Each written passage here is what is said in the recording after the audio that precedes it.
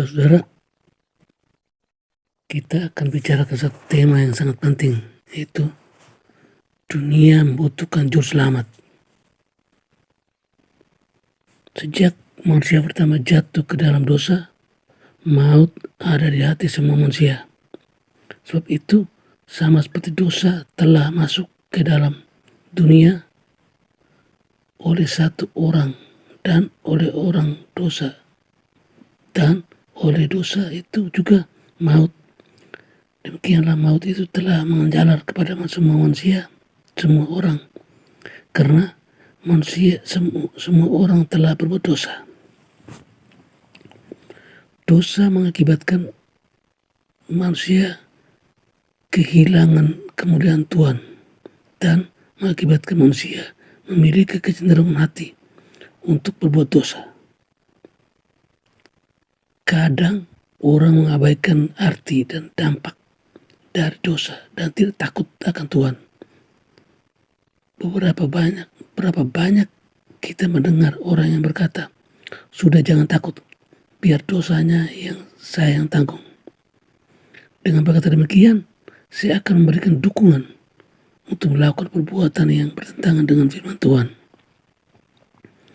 Perkataan tersebut di atas bukan hanya menunjukkan kesombongan, tapi juga kebodohan. Bodoh karena tidak tahu betapa mengerikannya upah dosa itu, yakni maut.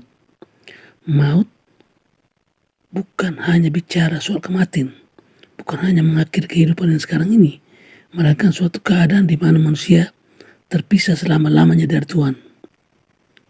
Dampak dosa. Dalam kitab Kejadian kita melihat bagaimana dampak dosa yang dilakukan oleh Adam dan Hawa, yaitu satu, rusaknya hubungan manusia dengan Tuhan. Manusia menjadi terintimidasi oleh rasa malu, takut, dan bersalah ketika mengetahui Tuhan ada dalam Taman Eden dan mendengar Tuhan memanggil mereka.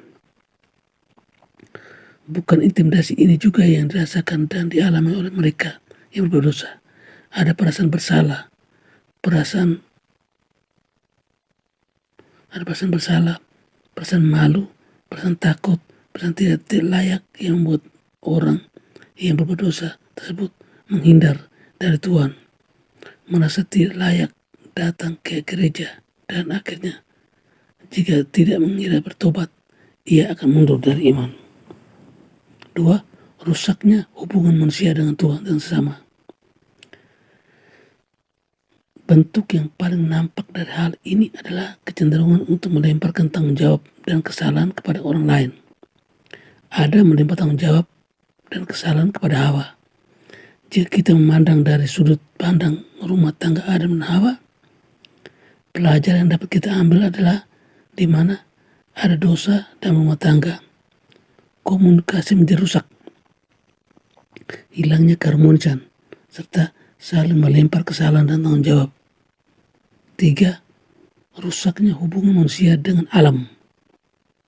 Tadinya tanah menyediakan segala kebutuhan manusia, namun dalam segala kelimpahan, namun akibat dosa tanah kemudian menghasilkan semak duri dan rumput duri, sehingga manusia harus berusaha payah mencari rezeki dari tanah seumur hidupnya.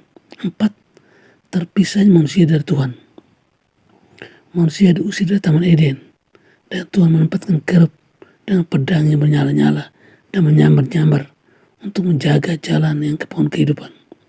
Tidak hanya sampai di situ, dosa mengakibatkan manusia terpisah dari Tuhan. Sesungguhnya tangan Tuhan tidak kurang panjang untuk menyelamatkan, dan pendengarannya tidak kurang tajam untuk mendengar, tetapi yang merupakan pemisah antara kamu dan Allahmu ialah segala kejahatanmu, dan yang buat dia menyembunyikan diri terhadap kamu, sehingga ia tidak mendengar, ialah segala dosamu. Keempat hal tersebut di atas bukanlah hal yang main-main, sebab ujung dari semuanya itu adalah penghakiman dan penghukuman atas dunia. Manusia telah melakukan segala daya dan upaya untuk kembali pada Tuhan. Bukti yang nampak kelihatan adalah begitu banyaknya aliran kepercayaan agama-agama yang muncul sejak zaman dahulu. Sayangnya tidak ada satu agama pun yang dapat menyelamatkan kita. Agama adalah upaya manusia untuk menguasai orang lain dengan bentuk peraturan-peraturan agar segala sesuatu tidak menjadi kacau. Jika demikian, bagaimana kita dapat terbebas dari dosa? Yang diperlukan adalah keselamatan yang menyucikan hati manusia dari dosa, kejahatan dan kemunafikan melalui darah Yesus yang kudus dan mulia.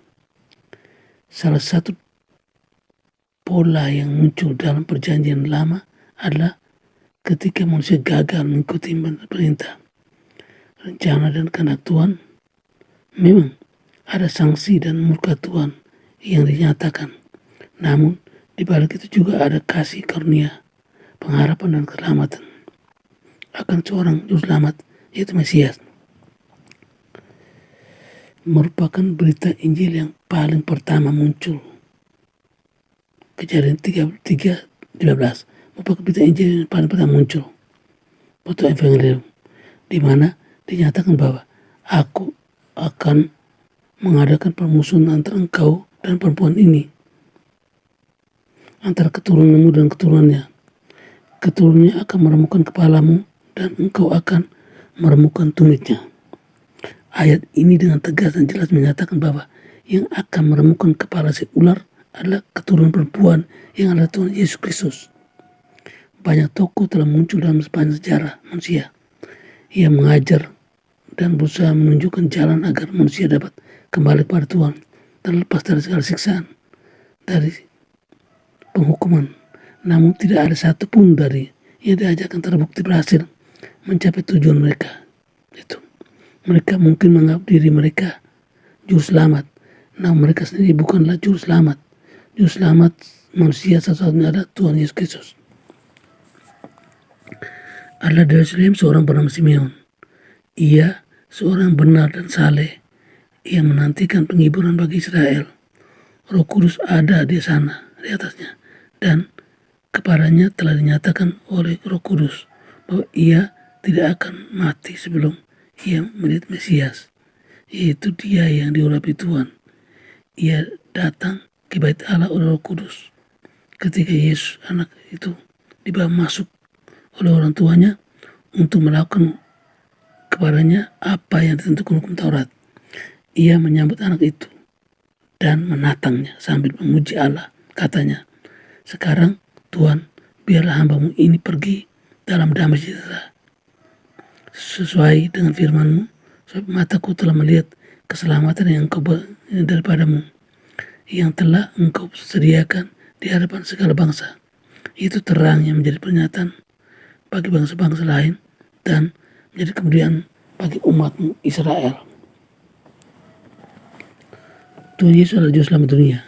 Sebagai juru selamat dunia, konsekuensi yang Tuhan Yesus alami adalah satu, inkarnasi.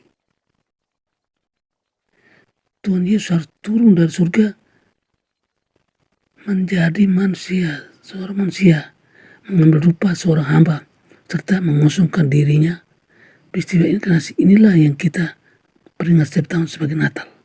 Inkarnasi berarti dia yang sejatinya adalah rohnya, adanya harus berdiam dalam tubuh yang sama dengan kita, namun tidak berdosa, agar dirinya dapat menjadi korban penebusan yang sempurna, darah yang kudus dan tidak bernoda dicurahkan untuk menebus manusia.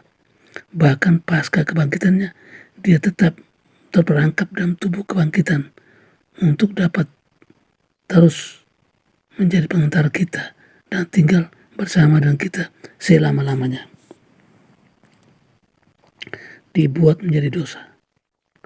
Dia yang tidak mengenal dosa dibuat menjadi dosa karena manusia, supaya di dalam dia manusia dibenarkan oleh Allah.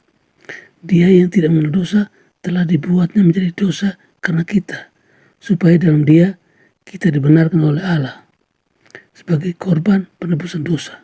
Dia yang tidak berdosa harus memikul semua dosa manusia agar manusia dapat menerima penebusan dan pengampunan dosa.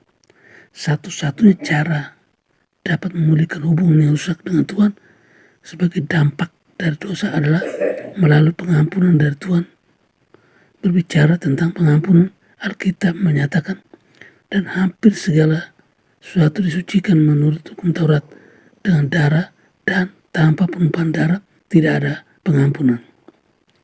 Darah yang tumpahkan untuk pengampunan dosa bukanlah darah biasa, melainkan darah yang kudus, darah yang tidak pernah berdosa, darah yang tidak bercela.